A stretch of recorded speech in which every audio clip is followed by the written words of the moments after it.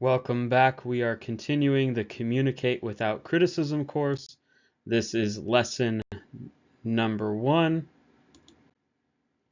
And the skill we're covering in lesson number 1 is separating observations from analysis or evaluation. And the Indian philosopher Krishnamurti has said that the skill of separating observation from analysis or evaluation is the highest form of intelligence. So what I'm asking you to learn and to practice here is not necessarily easy, but you don't have to be perfect.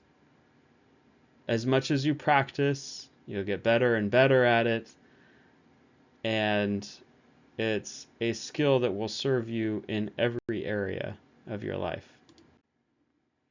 So what do I mean by this skill? Observations are what we can feel, see, hear, taste, touch, and smell, including a direct quote of what someone said. So these are our observations. We want to be aware of what we are actually observing so that we see the world, that we experience the world, that we experience our relationships, that we see people accurately as much as possible. That being said, our minds as human beings are meaning-making machines. We observe and we automatically and effortlessly draw conclusions and analyze what we observe. So often we will skip over our observations and draw conclusions and assume that those conclusions, those evaluations, those judgments are true. Those observations, evaluations, and judgments, the analysis, evaluations, and judgments may or may not be true. I'm not telling you that your analysis and your conclusions are not true, but what I'm telling you is that you will benefit from having awareness of whether something is analysis and conclusions and judgments or whether it is actual observations. So you want to separate these out. So what is analysis?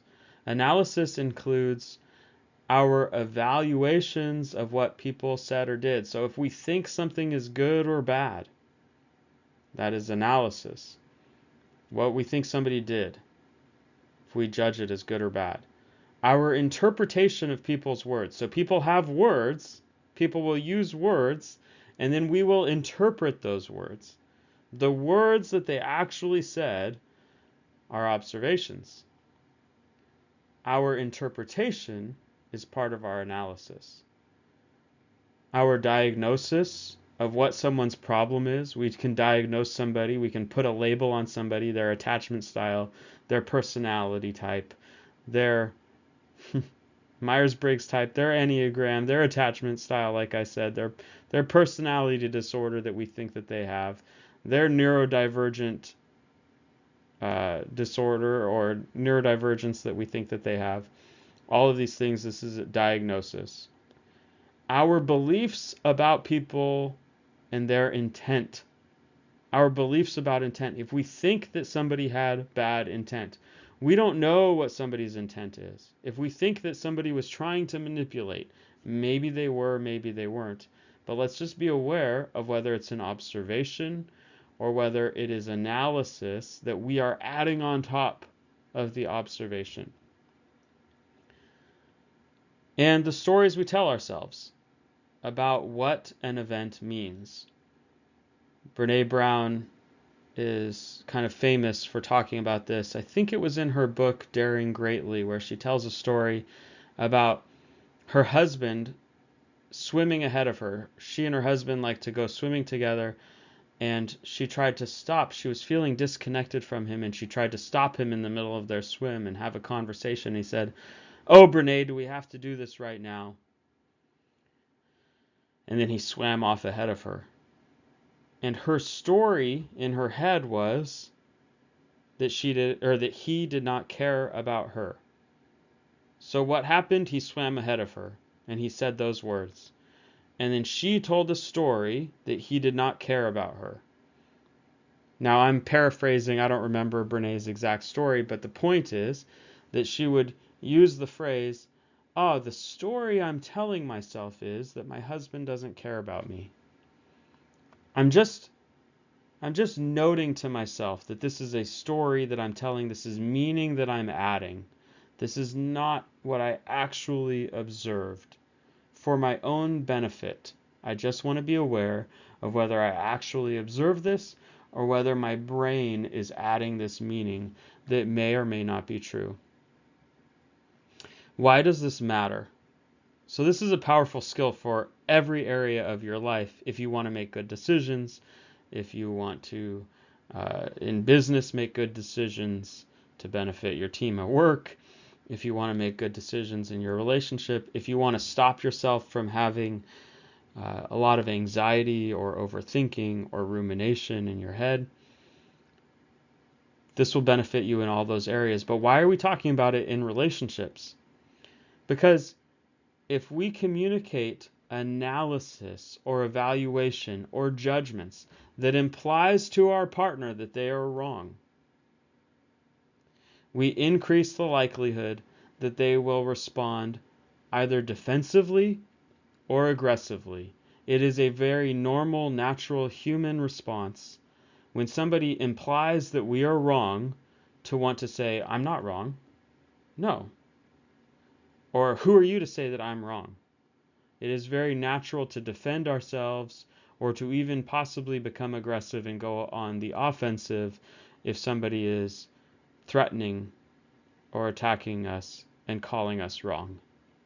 That is natural, normal, and human. It is not necessarily a pathology that you need to diagnose. And so if we want to connect with people, we want to communicate in a way that doesn't imply that they're wrong. So we communicate observations rather than any form of analysis, evaluation, or judgment that applies that they're wrong. So let's practice this. Now, I referenced Dr. Marshall Rosenberg earlier. He tells a story about when he was asked to come into a school district and the educators were having a real problem with the administrator for the school district. And he said, "Well, what's the problem?" And they said, "He's got a big mouth."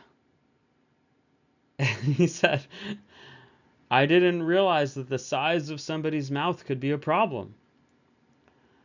Clearly, they did not mean that he literally had a big mouth. They meant that he talks a lot. So if you haven't heard that story, I've shared that story lots of times, and Dr. Marshall Rosenberg shares that story in his workshops and the recordings. It's a fun story.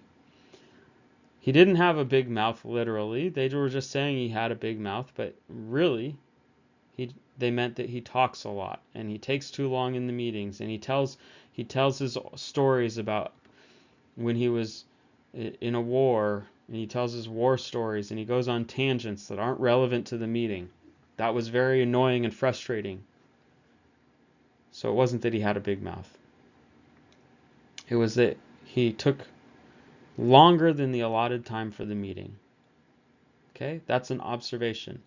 There was an hour allotted for the meeting, and the meeting went longer than an hour because we went off the topics on the agenda and talked about stories from the administrator's life.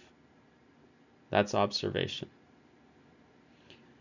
Okay, so let's practice with a few. The phone call was disconnected. Observation. If I'm on the phone and the call ends, it was disconnected. That's an observation. He hung up on me. Now, probably when somebody hangs up on us, we usually know it's probably the case that they hung up on us if we hear that click sound and the call's over. However, what if the call just got disconnected? There was a solar flare, or somebody went into a zone where there was a poor connection and the call was disconnected. So we don't necessarily know that someone hung up on us. That is analysis that we are adding. Here's a scenario. When I walked into the room, she made eye contact with me, then she turned and walked out of the room.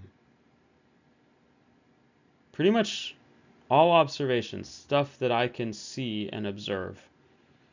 She snubbed me. Somebody could take that same exact scenario and come to the conclusion she snubbed me, or she didn't want to see me, or she doesn't like me.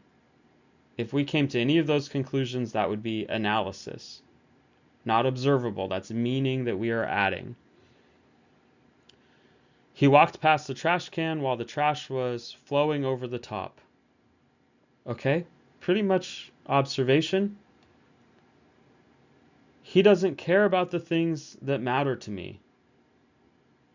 Okay, that's evaluation.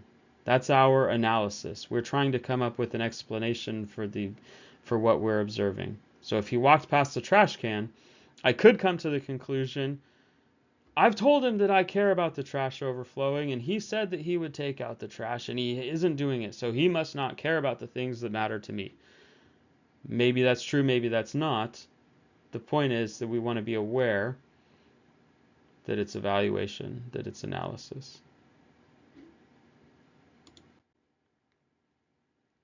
So when we're expressing ourselves, we want to express our observations. If we want to notice that all those forms of analysis, evaluation, and judgment could come across as judgment, right? They could come across as criticism, and we're learning how to communicate without criticism. So we want to express our observations, just like we've been learning. Now, let's say we want to soften it even more. Let's say that we have observations and we want to soften it even more, and we want to make sure that it's communicated without criticism. So instead of saying the trash was flowing over the top, we could say it was my perception that the trash was flowing over the top. Maybe it's debatable. Maybe they say, well, there was room for more trash. There was still room in the trash can. It wasn't fully flowing over the top. Or somebody was yelling or raised their voice. It seemed to me as if you were raising your voice. I wasn't raising my voice. I wasn't yelling, right? Well, it seemed to me as if you were raising your voice. It was my perception that you were raising your voice, right? Your volume became louder than your normal volume, right? So when something is debatable and we want to soften it a little bit more, we can say it was my perception that. You can't argue with that. It seemed to me as if. From my point of view, it appeared that. My understanding was. This is what I thought this was the case. I'm not saying it was necessarily the case. I thought it was the case. From my point of view, it appeared that. It was my perception that, right? We're softening it even more. Can't argue with that. It was my perception. I'm making room for the possibility that I could possibly be wrong here. I'm not trying to attack you. So this is part number 1. A well-formulated I feel statement says, when I walked into the room and you made eye contact with me, and then you turned and walked away, that's all observable behavior, right? That's going to come across differently than if I said, hey, when you snubbed me, or hey, when you walked past the trash can after agreeing to take out the trash whenever it's overflowing, uh, you know, that's what I thought I saw happening. That's going to come across differently than, hey, when you don't care about the things that matter to me, right? That's going to come across differently. So our well-formulated I feel statements are going to say when this observable behavior happens.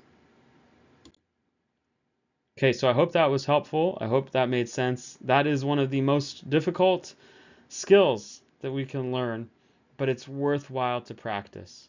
It is definitely worthwhile to practice. And from this point, you can go on to lesson number 2.